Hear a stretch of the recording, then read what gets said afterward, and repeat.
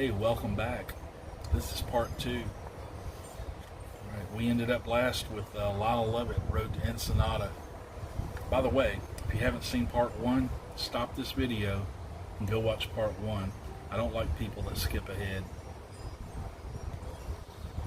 Next up, or first up, or whatever, Opeth, Morning Rise. It's their second album, and they're still killing it, and they don't stop. Opeth, Morning Rise, just some killer, heavy music, progressive, metal, heavy, deep, dark, rough, raw, good stuff. Next up, something that's not really any of that, the Black Crowes, Three Snakes and One Charm. Just look at that album cover. Go ahead, look at it. It's a cool album cover. It's a cool album. It's got some great stuff on it. Follow up to Amorica. This band kind of disintegrated after this album, but they didn't during the making of this album. They managed to get this album made before they disintegrated. There's some great, great music on this album. Black Crowes, one of my favorite bands ever. It's a great album. Go check it out. All right. They'll thank you. I thank you. Fiona Apple, Tidal. It's her debut album. Not Tidal, Tidal. You know, the way waves come in, Tidal. This album is unlike anything she did afterwards, because she was more in control of her destiny after this album than she was during the making of this album. And because of the song Smooth Criminal, and particularly because of the video for not Smooth Criminal, just Criminal, she got perceived as something she wasn't. She's a fantastic artist. She unfortunately went a lot of years in between her albums. There's a lot of big gaps in between her stuff, so she hasn't put out as much stuff as she probably has in her head. But she writes some great stuff. I totally love this album. Next up, with Pearl Jam with No Code. There's no code needed for this album. You can just go listen to it. You don't have to type in anything special, no hashtags, nothing. It's Pearl Jam. I think it's their fifth album, I believe. Very much a continuation of their last album, as far as the type of music that it is. It's Pearl Jam. It's good stuff. Next up, Mr. Happy-Go-Lucky from John Cougar Mellencamp, or John Mellencamp as he liked to be called. When I saw him live, he was just Johnny Cougar. That was way back. This album came out about a year and a half or 2 years after he had a major heart attack, heart surgery. He was lucky to be alive, and this album is kind of a celebration of that, I think. It sounds like what it sounds like. Happy-Go-Lucky. It's a good album. It's John Mellencamp. Go listen to it. See if you agree.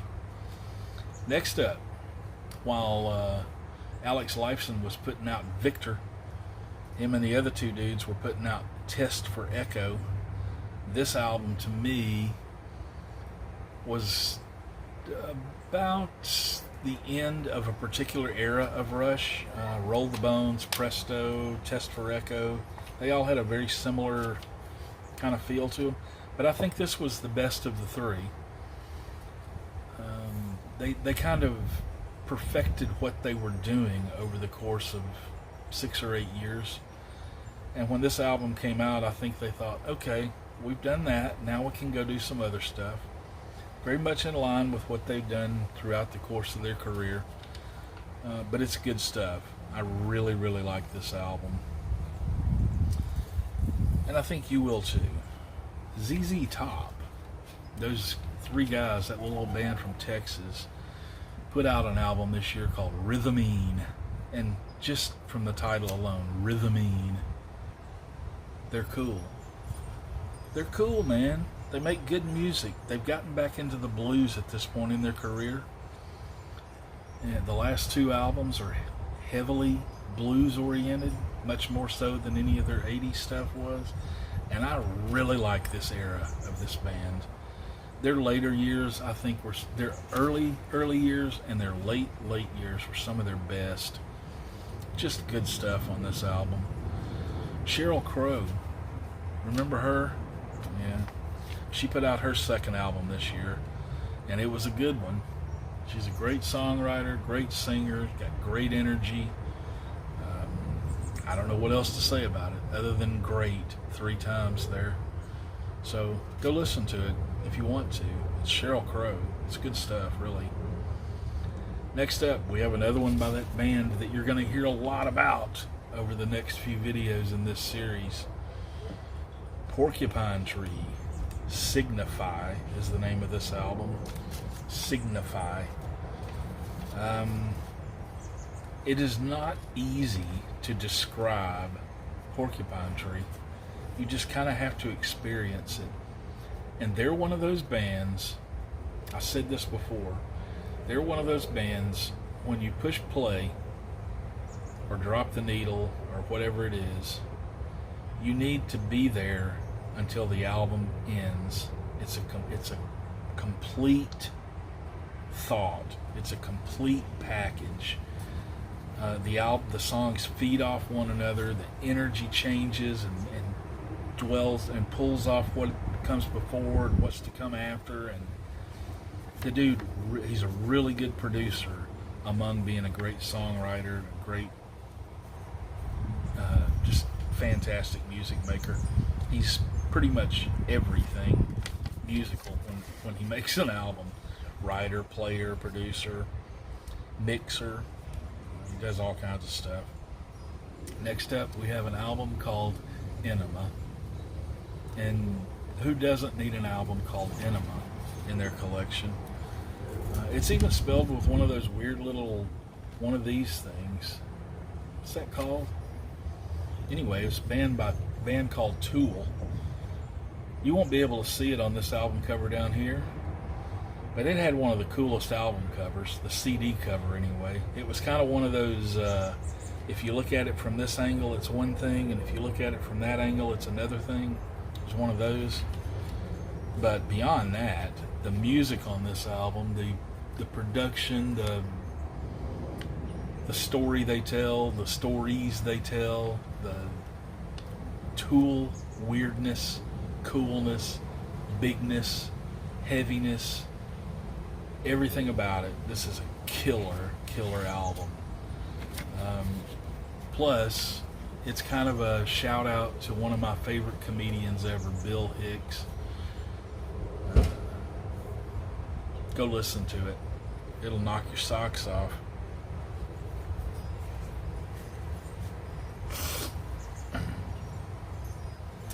Next up, we have another one of my favorite bands with perhaps my favorite studio album they ever did, Billy Breathes by Phish. This is just a really, really good, feel-good, great studio Phish album. What I like about Phish isn't their studio work. It's not that I don't like their studio work, but they're a live band. That's their bread and butter. And they play a lot of these songs live ever since this album came out. But this is a good studio album. It's got some good stuff on it. And they put out some good studio albums. Several, quite a few. This is one of them. Go check it out. Next up, we got Wilco. Wilco, Being There. That was a great movie in addition to being a great album by Wilco. Being There. Go check it out. Some good stuff on it. I like Wilco. I really do. And I also really like this next guy. And I talked a lot about him in the last installment. Johnny Cash. This one's called Unchained. It was the second one in the American series. That last little thing he did, the last little set of albums he did with Rick Rubin. And again, it's all cover songs, mostly. I think they're all cover songs. But the choices, the songs that he chooses, his versions of them, pure Johnny Cash singing, in some instances, some really, really great songs. In some instances, some songs that are just so well suited for his voice and this style of music that he's doing on these albums. You just need to go listen to it. You need to listen to all 4 of those albums. And I'll tell you that twice more in the future, but so remember that. All right. So albums on this list that you might have overlooked: Alex Lifeson, Nick Cave, Mark Knopfler, Beastie Boys, Peter Wolf, and the Flower Kings. Albums on this list that I have a really difficult time choosing from: Mark Knopfler, Beastie Boys, Soundgarden, Black Crowes, Rush, Porcupine Tree, Tool, and Billy Breathes by Fish. I literally probably could pick any of those albums and not feel terrible about it.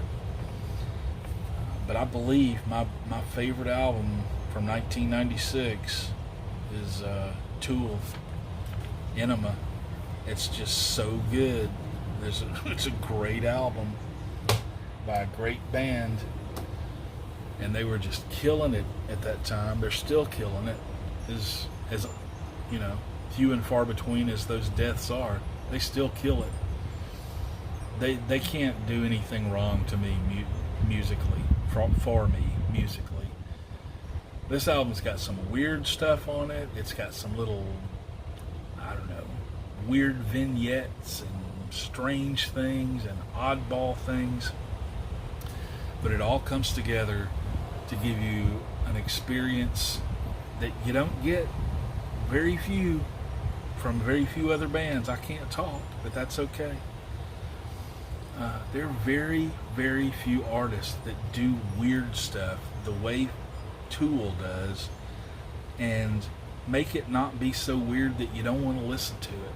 You know what I mean? If you don't, I don't know how to explain it any better than that. But yeah, Tool, Enema, great album.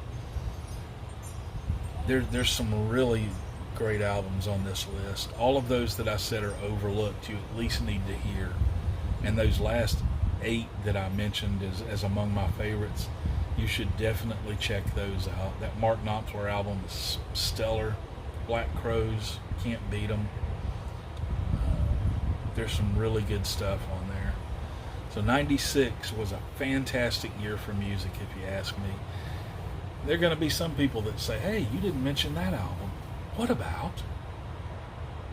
If you like that album, go make a video telling us why you like that album. I didn't. Anyway, I will catch y'all in the future, which also happens to be 1997. So we're going to be going forward in video making and backwards in time. Join me, won't you? This has been a Yardism production.